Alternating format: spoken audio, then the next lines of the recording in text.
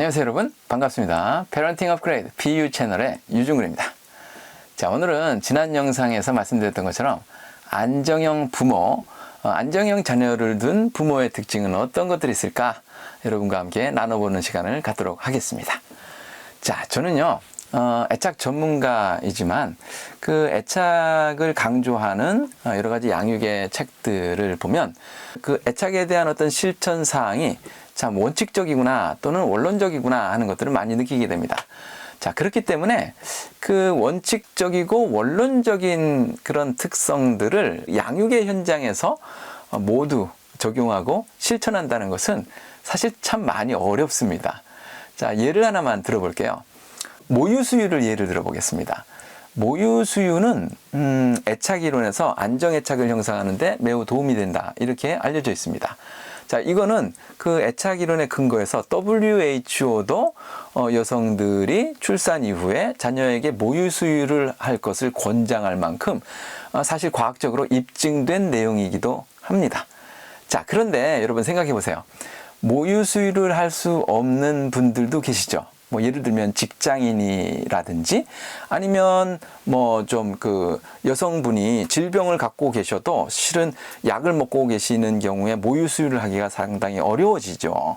자, 그러면 이런 분들은 안정애착을 형성하는 것이 불가능합니까? 전혀 그렇지 않다는 것입니다. 그렇지 않아요. 자, 오히려 모유수유를 하면서 모성애가 없고 관계의 질이 그다지 좋지 않은 이런 어떤 그 모자 관계보다는 오히려 젖병수유를 하더라도 모성애가 있고 돌보는데 굉장히 민감하게 또는 섬세하게 잘 돌보시는 이런 여성분들이 훨씬 더 안정애착을 형성할 확률이 높아진다, 이렇게 말씀을 드릴 수 있는 것이에요. 자, 즉 애착 이론에서 이야기하는 이런 원칙적인 내용하고요, 애착 이론을 위한 그 양육에서의 애착은 그 적용에 있어서 결이 좀 다를 수 있다라는 것을 여러분께 좀 말씀을 드리고 싶습니다. 자, 오늘은 안정형 부모가 가지는 관계의 질에 대한 내용이에요. 그래서 도대체 안정형 자녀를 둔 부모는 어떤 관계의 그 질을 가지고 있는지, 거기에 대해서 여러분과 함께 나누고자 합니다. 자, 편하게 제가 이분들을 안정형 부모 이렇게 지칭하도록 하겠습니다. 자, 첫째, 먼저 안정형 부모는요, 주된 특징 중에 하나가 뭐가 있냐면요, 생각의 방향이 생각의 방향이나 어떤 그 생각의 출발이 부모 자신이 아니라 자녀 또는 아기에게서부터 출발한다는데 아주 큰 특징이 있습니다. 자, 예를 하나 들어볼게요. 아이가 울어요. 자, 여기서 생각의 방향이 아기에게서부터 출발하게 되면 그러면 엄마는 이렇게 반응할 수 있어요. 아이가 왜 울지? 그렇죠? 자, 그리고 아기의 입장에서 뭐 때문에 우는지 이제 생각하게 됩니다. 자, 그래서 아이가 좀 배가 고픈가? 아니면 옷을 내가 너무 얇게 입혔나? 그래서 추워서 그러나? 아니면 어디가 아픈가? 자, 이렇게 아이의 입장에서 생각을 하게 되고 반응을 하게 되죠. 근데 만약에 부모 또는 엄마의 입장에서 생각의 방향이 굳어져 버리면 이렇게 반응할 수도 있어요. 어떻게 반응하냐면, 아니 해줄 거 다 해준데 애가 왜 울어? 그렇죠? 너 젖 먹을 시간 보니까 지금 벌써 2시간이나 남았어. 너 울어도 내가 젖 못 줘. 자, 이렇게까지 반응할 수 있는 것이죠. 자, 하지만 우리가 또 알아야 될 게 이거예요. 뭐냐면요, 누구나 부모라면 아이를 잘 키우고 싶은 마음이 있는 거예요. 그래서 설사 부모의 입장에서 또는 부모를 중심으로 생각이 방향이 정해져 있다고 하더라도 이런 부모의 마음에도 여전히 자녀를 잘 키우고 싶은 그런 마음은 있다라는 것을 우리는 또 인정하고 알아야만 할 것입니다. 자, 그런데 중요한 것은 뭐냐면요, 관계의 질을 우리가 좀 따져보면 이 생각의 방향이 굉장히 중요하다라는 것을 강조해 드리고 싶은 것입니다. 자, 그래서 이 생각의 방향에 따라서 관계의 질이 좀 달라지기 때문에 여러분들이 부모의 입장보다는 자녀의 입장에서 생각의 방향을 또는 생각의 출발을 하는 것이 훨씬 더 안정애착에 유리하다라는 것을 여러분께 말씀을 드리고 싶습니다. 사실 성인도 마찬가지잖아요. 성인도 관계의 질이 좋은 사람은 어떤 사람하고 관계가 좋습니까? 나를 잘 이해하는 사람이에요.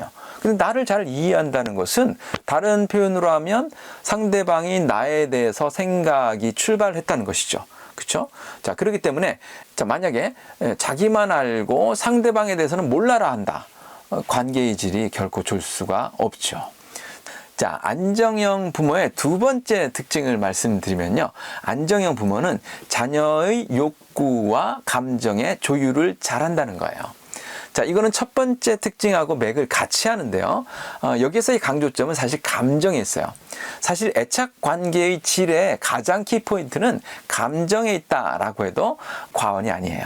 자, 자녀의 감정의 조율을 잘한다는 의미가 자녀의 감정이 다치지 않도록 자녀의 어떤 욕구나 자녀의 요구를 다 들어주어야 한다는 뜻이 절대로 아닙니다. 자, 자녀의 모든 욕구, 자녀의 모든 어떤 그 요구사항을 다 들어주면요. 부모로서 여러분들은 넉다운 되죠. 여러분들 지칩니다. 그리고 오히려 안정애착과는 거리가 먼 역효과를 낼 가능성이 높아집니다. 자, 애착 연구에 따르면요. 이와 같이 아이에 대해서 너무 이렇게 받아주는 이런 분의 어떤 일상생활의 흐름을 조사하다 보니까 안정애착과 거리가 먼 불일치한 그런 부분이 무려 70%에 이른다라는 이런 결과도 있습니다. 자, 자녀의 요구를 다 받아주고 너무 자녀를 감싸고 키우면요. 실제로는 안정애착과는 거리가 멀어진다는 것이에요. 그리고 실제로 이런 분들이 맺는 애착 유형은요. 안정형보다는 불안형에 훨씬 더 가까워진다는 것을 우리가 좀 알 필요가 있을 것 같습니다. 자, 그리고 자녀의 감정 그리고 욕구의 조율을 좀 잘 하시려면요. 우리가 기억해야 될 게 좀 두 가지가 있는데 이것만 기억하시면 돼요. 뭐냐면 나는 내 아이의 부모이자 동시에 친구라고 생각하시는 것이 필요하다는 것이에요. 그래서 첫 번째는 부모, 두 번째는 친구라는 것입니다. 자, 애착 이론에서는 사실 친구라는 단어 대신에 파트너라는 단어를 좀 사용하고 있는데요. 뭐 어쨌거나 의미는 사실 동일합니다. 무슨 의미냐면 부모로서의 역할과 친구로서의 역할 또는 파트너로서의 역할이 자녀의 감정이나 욕구를 조율하는 데 있어서 아주 적절하게 좀 필요하다라는 의미예요.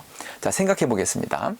자, 자녀의 욕구에 대해서 이걸 좀 받아줘야 될지 아니면 이거를 받아주지 말아야 될지 자, 이걸 판단하는 것은 부모로서의 역할일까요? 친구로서의 역할일까요? 맞습니다. 부모로서의 역할이죠. 하지만 이걸 욕구를 안 받아줬어요. 그러면 자녀가 부모 때문에 지금 어떻습니까? 마음이 상했어요. 낙심했단 말이죠. 자, 그러면 여기에서는 부모로서의 역할보다는 친구로서 또는 파트너로서의 역할로 자녀의 마음을 다독여주는 것이 굉장히 감정 조절에 중요하겠죠. 자, 그래서 마치 친구처럼 어떻게 해주는 거예요? 부모가 왜 그걸 들어줄 수 없는지 그 부모의 입장을 설명하고 또 어떻습니까? 대안으로 그 자녀가 마음을 좀 녹일 수 있도록 어떤 뭐 대안적인 어떤 내용들을 나눌 수 있는 자, 이런 역할이 바로 친구 또는 파트너의 역할로서 할 수 있는 역할이다. 이렇게 말씀드릴 수 있죠. 자, 그래서 안정형 부모는요. 부모의 역할, 친구의 역할이 이게 조율을 잘 맞추기 때문에 자녀의 욕구를 무조건 다 받아들여 주지도 않아요. 그리고 또 어떻습니까? 이런 상심한 자녀의 마음을 그대로 방치하지도 않는다는 것입니다. 이게 바로 안정형 부모의 특징이다. 이렇게 말씀드릴 수 있는 것이에요. 자, 세 번째로 좀 넘어가 볼게요. 세 번째 안정형 부모의 특징은요. 부모 자신이 스트레스 조절을 잘한다는 거예요. 그래서 부모가 스트레스가 많은 상황에서 여러분 좀 감정적인 평온함을 좀 갖기는 좀 어렵죠. 스트레스가 많은데 그렇지 않겠습니까? 자, 그리고 감정적 불균형 상태에서 어떤 안정형의 양육을 한다는 것은 사실상 좀 어렵습니다. 감정 조절은 또 안정애착의 핵심이기 때문에 부모가 스트레스를 잘 조절하면 조절할수록 자신의 어떤 감정도 잘 조절하게 되고요. 이것은 양육 과정에서 자녀가 감정을 또 잘 조절할 수 있는 것을 보고 배울 수 있는 이런 역할을 할 수 있게 된다. 이렇게 말씀드릴 수 있는 것입니다. 자, 그래서 애착 연구에서도요. 부모가 안정애착일 때 자녀도 안정애착일 확률이 높은 것은 이런 감정 조절의 어떤 전달 이런 면도 굉장히 크게 작용한다라고 말씀드릴 수 있습니다. 자, 스트레스 조절을 위해서 여러분들이 하실 수 있는 것들을 찾는 것이 굉장히 중요합니다. 뭐 운동을 하실 수도 있고 음악을 들을 수도 있고 취미생활을 하실 수도 있어요. 자, 여러분들에게 맞는 스트레스를 조절할 수 있는 그런 방법을 찾아서 실천하시는 것이 아주 중요하죠. 그리고 이런 모습들이 자녀에게도 좋은 영향을 미쳐서 자녀가 안정애착을 이룰 수 있다. 이렇게 말씀드릴 수 있는 것입니다. 자, 그리고 마지막으로 안정형 부모는요, 아이와 이야기하고 웃고 노는 것을 굉장히 잘합니다. 단순하게 말하면 자녀하고 관계를 잘하는 거예요. 그렇지 않겠습니까? 여러분, 관계한다는 게 뭐예요? 사실 이야기하고 들어주고 같이 웃고 같이 놀고, 자, 이게 관계하는 거 아니겠습니까? 자, 자녀가 친구 얘기를 한다거나 또는 어떤 자녀 세계의 주제에 대해서 자녀가 이야기할 때, 자, 이것을 부모의 입장에서 듣다 보면 유치할 수도 있죠. 그렇지만 자녀에게는 사실 이게 뭡니까? 심각한 주제일 수도 있고요. 자녀는 이렇게 얘기함으로써 사실 부모가 파트너로서 느낄 수 있는 기회가 되기도 한다. 이렇게 말씀드릴 수 있는 것입니다. 자, 그렇기 때문에 자녀하고 잘 놀아주고 잘 이야기하고 듣고 웃고 하는 이런 모습이 굉장히 안정애착에 유용하게 활용된다. 이렇게 여러분께 말씀드릴 수 있는 것이에요. 자, 아직 말을 못하는 아기도 사실은 상관이 없어요. 뭐 옹알이를 할 수 있잖아요. 그럼 옹알이 받아주세요. 그렇다고 엄마가 애가 옹알이 한다고 엄마도 옹알이 해야 되느냐? 절대로 그렇지 않죠. 엄마는 똑바로 말해주세요. 바른 말을 해야 아이가 또 언어를 똑바로 배울 수 있기 때문에 옹알이를 하면 엄마가 옆에서 잘 받아주는 것. 이것도 역시 좋은 관계죠. 서로 대화하고 웃고 노는 하나의 관계의 역할로 이것도 사용할 수 있다. 이렇게 말씀드릴 수 있는 것이에요. 자, 이렇게 해서 여러분하고 같이 오늘은 안정형 부모에 대한 어떤 특징들에 대해서 좀 살펴봤는데요. 자녀가 이렇게 안정형 부모를 좀 경험하게 되면요, 언제든지 달려가서 그 상심한 마음을 풀고 또 안정감을 채울 수 있게 되죠. 자, 그리고 엄마는 나에게 친구와 같은 존재야.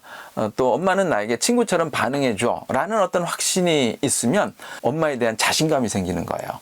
자, 이렇게 엄마에 대한 자신감이 바로 뭐냐? 이게 바로 안정애착의 힘이고 원천이다. 이렇게 말씀드릴 수 있는 것입니다. 자, 그런데 이게 어디에서부터 나올까요? 바로 관계의 질에서부터 나온다. 이렇게 말씀드리고 싶습니다. 자, 오늘 영상은 여기까지 할게요. 자, 카카오톡으로 여러분 패런팅 업그레이드 채널 검색하시면요, 저하고 이렇게 좀 소통하실 수 있고요. 또 공지되는 다양한 프로그램에 여러분들도 함께 참여하실 수 있습니다. 자, 구독과 좋아요도 여러분 클릭해 주시면 더욱더 감사드리고요. 다음 영상까지 건강하시기를 또 바라겠습니다. 여러분 감사합니다.